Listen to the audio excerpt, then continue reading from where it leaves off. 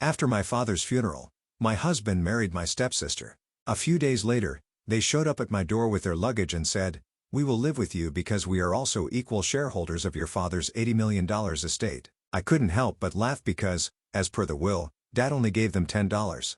The morning dew still clung to the roses when I heard the sharp crunch of expensive heels against the stone pathway. I didn't need to look up to know who it was. Only one woman would dare stomp through my father's prized garden in designer heels, Veronica. Her voice was as syrupy as ever, dripping with fake sweetness. Still playing in the dirt, I see. I kept my focus on pruning the white roses, my father's favorites, the ones he had planted for my wedding day. The wedding that had ended in betrayal, divorce papers, and my ex-husband running off with the woman now standing behind me. "Hello, Veronica. You know why I'm here." She moved closer, her shadow stretching across the flower bed. "The reading of the will is tomorrow. And, Connor, and I think it's best if we discuss things civilly." I finally turned, wiping my soil cover hands on my gardening apron. "There's nothing to discuss. This is my father's house." "This was your father's estate," she corrected, her perfectly painted red lips curling into a smirk. "And since Connor was practically a son to James for 15 years, we believe we're entitled to our fair share." The pruning shears in my grip suddenly felt heavier. "The same Connor who cheated on his wife with his secretary?" I asked, my voice sharp. "That Connor's ancient history," Veronica said with a dismissive wave of her manicured hand. "James forgave him. They still play golf every Sunday until, well, you know." She paused, letting the weight of my father's death hang between us. The wound was still fresh. He had been gone just 2 weeks, and now, here she was, circling like a vulture, thinking I was easy prey. "My father wouldn't have left Connor a dime," I said firmly, rising to my full height. "He was many things, but stupid wasn't one of them." Her fake smile faltered.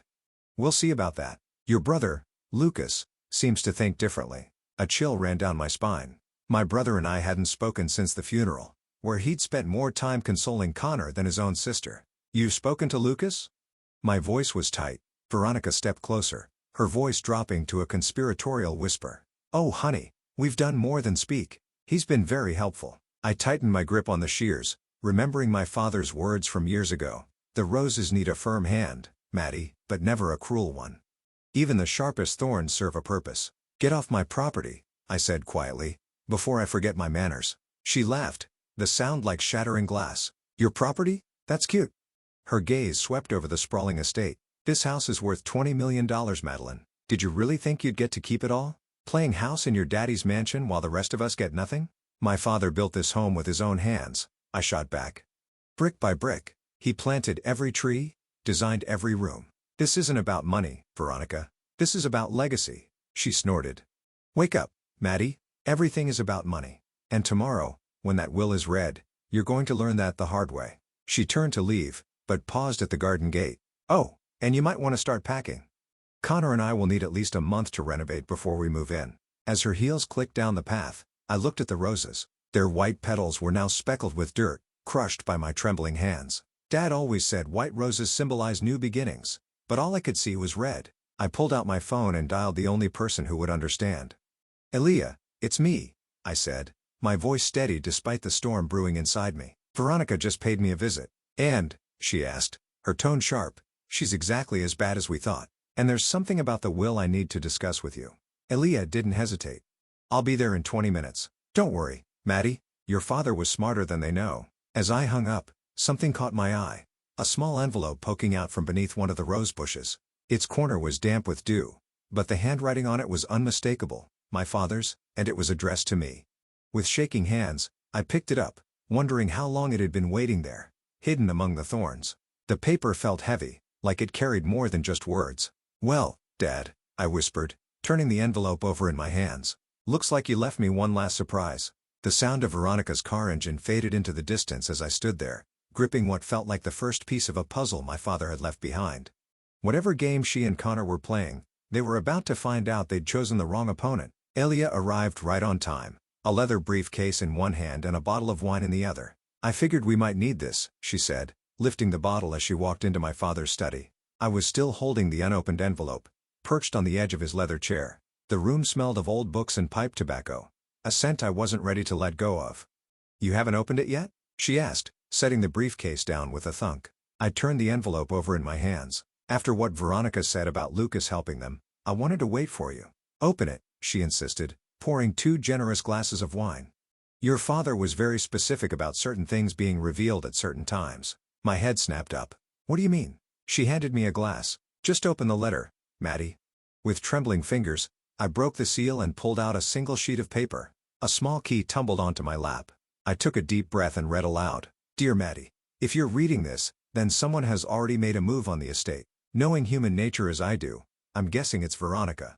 She always did remind me of a shark. All teeth, no soul. Elia snorted into her wineglass. The key enclosed opens the bottom drawer of my desk. Inside, you'll find everything you need to protect what's yours. Remember what I taught you about chess? Sometimes you have to sacrifice a pawn to protect the queen. Love, Dad. I looked at Elia, my heart pounding. He knew this was coming. She reached for the key. Then let's see what he left behind. As I unlocked the drawer and pulled it open, I realized one thing. This fight was just beginning. I looked up at Elia, who was already moving toward the desk. You knew about this? I helped him set it up, she admitted, gesturing for me to use the key. Your father came to me 6 months ago, right after his diagnosis. He knew exactly how things would play out. The drawer opened with a soft click. Inside was a thick manila envelope and a USB drive. Before you look at those, Elia said, sitting on the edge of the desk, there's something you need to know about tomorrow's while reading. Your father added a codicil 3 days before he died. A what? A modification to the will. And trust me, it's going to change everything. I spread the contents of the envelope across the desk. Photos spilled out. Dozens of them. Veronica meeting with a man in a dark parking lot. Connor entering a lawyer's office that wasn't Elia's. Bank statements. Email printouts. Dad had them investigated. My voice came out in a whisper. Better. Elia's smile was sharp. He had them followed. She tapped the USB drive. That contains video footage of Veronica attempting to bribe your father's nurse for information about his will. 2 days before he died. My hands shook as I picked up one of the photos. Is that Lucas? Meeting with Veronica? 3 weeks before your father's death, Elia confirmed. But look at his face in the next photo. The second image showed my brother leaving the meeting. His expression was twisted with disgust, and he was holding what looked like a check. He kept the check as evidence, Elia explained. Brought it straight to your father. That's when James knew he had to act fast. But Veronica said Lucas was helping them, I muttered, my mind racing. Your brother's been playing a dangerous game, Maddie. Feeding them just enough information to keep them confident, all while helping your father gather proof of their conspiracy. I sink back into the chair, my head spinning. Why didn't he tell me? Because Veronica needed to show her hand first. Elia pulled out a thick legal document from her briefcase. Tomorrow, when I read the will, Veronica and Connor are going to think they've won. The initial reading will grant them a significant portion of the estate. I shot up so fast my wineglass tipped over, staining the carpet red. What? Let me finish. Elia held up a hand. That's when the codicil kicks in. Your father set up a trap, Maddie. The moment they accept the inheritance, they trigger a clause that reveals their attempted manipulation and fraud. Everything. The photos, the videos, the bribes, becomes public record. I stared at the evidence spread across the desk, the pieces finally clicking into place. He made them think they won so they'd incriminate themselves, I whispered. Exactly. Elia's grin was triumphant. The real will leaves everything to you, with a trust set up for Lucas. Veronica and Connor get nothing, except a very public exposure of their true characters. And tomorrow, Elia said, finishing her wine, we watch them walk right into the trap they set for you. I picked up my father's letter again, running my fingers over his familiar handwriting. Even from beyond the grave, he was protecting me, teaching me, helping me fight back. Elia's voice softened. One more thing. Lucas asked to see you tonight. He has something else you need to know before tomorrow. I looked out the study window, watching the sun sink below the horizon, thinking of my brother, of Veronica's smug face in the garden, of all the pieces my father had carefully put in place. Tell him to come over, I said. It's time we had a family reunion. Lucas arrived after dark, looking nothing like the confident brother who had stood beside Connor at the funeral. His designer suit was wrinkled, his eyes shadowed with exhaustion. He hesitated in the doorway, clutching a leather portfolio like a shield. You look terrible, I said, breaking the ice. Yeah, well, playing double agent isn't as fun as the movies make it seem. He attempted a smile, but it didn't reach his eyes. Can I come in? I gestured to the chair across from me. Elia had left an hour ago, but the desk was still covered in evidence. Lucas glanced at the photos. I see you found Dad's insurance policy. Why didn't you tell me what you were doing? The question came out sharper than I intended. He slumped into the chair because I needed to make it right. After everything with Connor, the way I treated you during the divorce, I was an idiot, Maddie. You were my brother, I corrected. You were supposed to be on my side. I know. His voice was thick with regret. He opened the portfolio and pulled out a check. I frowned. What is that? This is what Veronica offered me to testify that Dad wasn't of sound mind when he made his final will. He exhaled shakily. Half a $1 million to betray my own sister. I stared at the check, then at him. But you didn't cash it. No. His voice cracked. I took it straight to Dad. You should have seen his face, Maddie. Not angry, just disappointed. A lump formed in my throat. That's when he told me about his plan, Lucas continued. The grandfather clock chimed 9 times, each sound cutting through the heavy silence. There's more. He pulled out his phone, his hands unsteady. I recorded everything. Every meeting. Every offer. Every threat. He pressed play. Veronica's voice filled the room. Smug and confident. Once the old man kicks it, we'll contest the will. With your testimony about his mental state and Connor's long relationship with him, we'll get everything. Madeline won't know what hit her. My fists clenched. When was this? 2 months ago. But wait, there's worse. He fast-forwarded. Connor's voice now. We'll sell the house. Liquidate the assets. Madeline can go back to her little apartment and her pathetic gardening business. She never deserved any of this anyway. Turn it off. My voice shook. Lucas complied, then pulled out one final document. This is why I came tonight. Veronica didn't just want the money, Maddie. She wanted revenge. I swallowed hard. Revenge? For what? For making Connor feel guilty. For making him pay alimony. For Lucas hesitated. For making him look bad when you caught them together. The memory slammed into me like a physical blow. Walking into my own bedroom, finding them there. The betrayal. The humiliation. The rage. I took a deep breath, forcing myself to focus. So tomorrow, when the will is read, they're going to think they've won, Lucas confirmed. And then, in front of everyone, the truth will come out. I glanced down at the letter from my father, his words running through my mind. Sometimes, you have to sacrifice a pawn to protect the queen. Tomorrow, the game would end. And this time, I wouldn't be the one left in checkmate. I exhaled, letting the tension slowly leave my body as I glanced at the now empty space where Haley and Holden had stood, their arrogance stripped away in front of the very cameras they had hired to celebrate their victory. Well, Isaiah said again, his voice lighter this time. That was satisfying. I turned to him, shaking my head in disbelief. You think? Aaliyah let out a breath, closing the legal folder and giving me a small, triumphant smile. Your father really did think of everything. I looked around the study, at the walls lined with books he loved, the desk where he had spent countless hours building the empire that Haley had tried to steal. The sun filtered through the windows, illuminating the papers still scattered across the desk, the undeniable proof of their guilt. I swallowed, suddenly overwhelmed. It's over. Isaiah nodded. Yeah, Maddie, it's over. I let out a short, incredulous laugh. After years of being manipulated, betrayed, and dismissed, first by Connor, then by Haley, and even by my own brother, I had finally won. No, Dad had won. Elia gathered the remaining documents and locked them into her briefcase. The estate is yours, officially and irrevocably. Lucas will get his trust, and the company will remain intact under your leadership, just as your father intended. I turned back toward the window, watching as the police led Haley and Holden outside. Haley was still fighting, her mouth moving rapidly, her expensive dress now wrinkled with desperation. Holden, on the other hand, looked resigned, like he had known, deep down, that this day was coming. I glanced at Isaiah. For so long, I had resented him, seeing him as another extension of Holden's betrayal. But now, standing beside me, I realized what Dad had seen in him, someone who, despite his mistakes, had finally found the courage to do the right thing.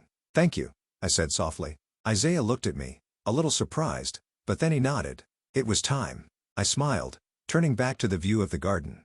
The white roses stood tall, untouched by the chaos that had erupted inside. Dad always said white roses were for new beginnings, I murmured. Isaiah followed my gaze.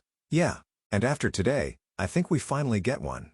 The cameras stopped rolling, the police cars disappeared down the long driveway, and the house, Dad's house, was finally silent. Justice had been served, and for the first time in a long time, I could finally breathe. I took a deep breath, studying myself in the witness box. The courtroom was silent, every eye fixed on me.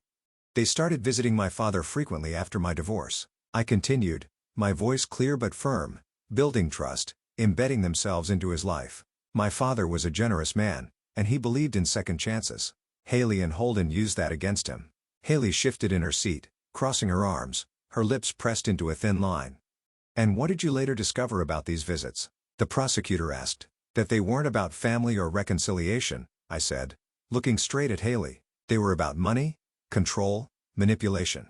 My father had a terminal diagnosis, and they knew that. They played the long game, ensuring they were positioned to inherit his estate.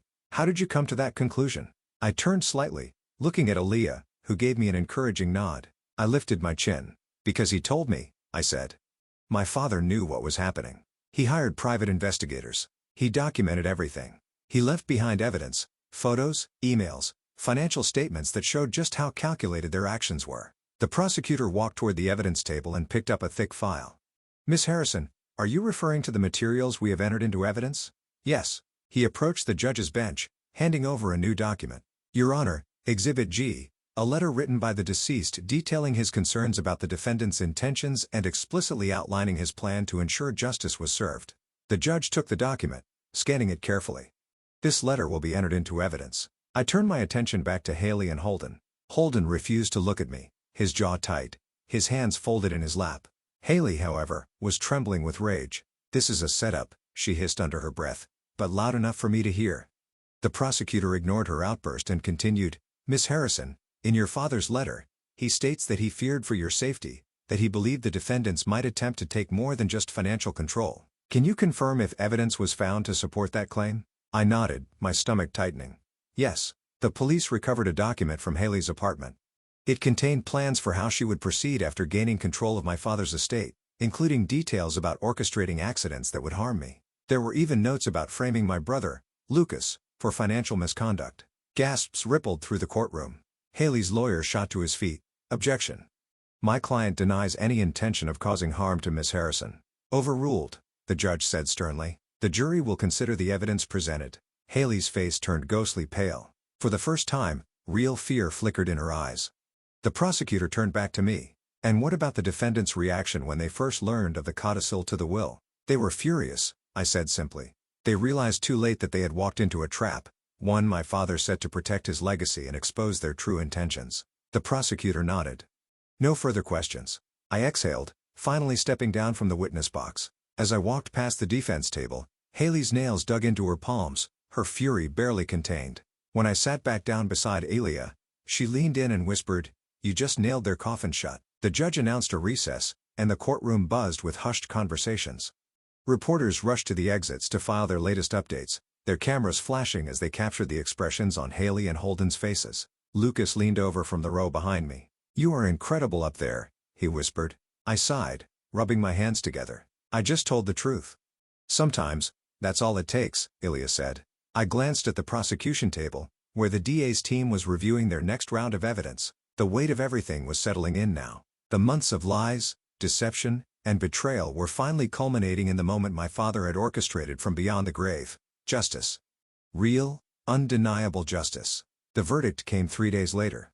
Guilty on all counts. Haley and Holden were sentenced to 20 years in prison for fraud, conspiracy, and attempted financial exploitation. The judge had no sympathy for them, citing the overwhelming evidence of their manipulation and greed.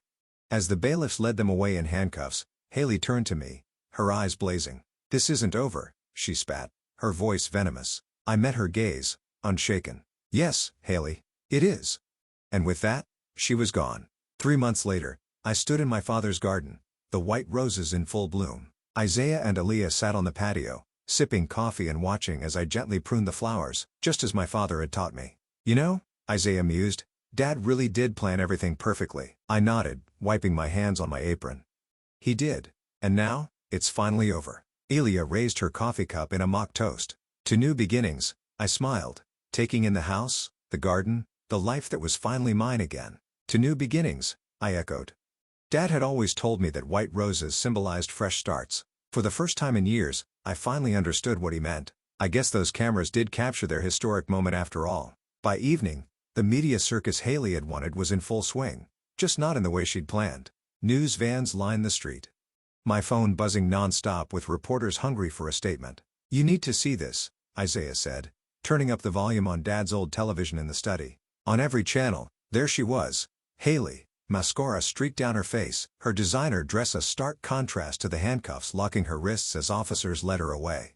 The ongoing investigation into Harrison Industries has uncovered multiple instances of fraud, with sources indicating offshore accounts, dummy corporations, and evidence of financial misconduct spanning several years. "Turn it off," I muttered, rubbing my temples.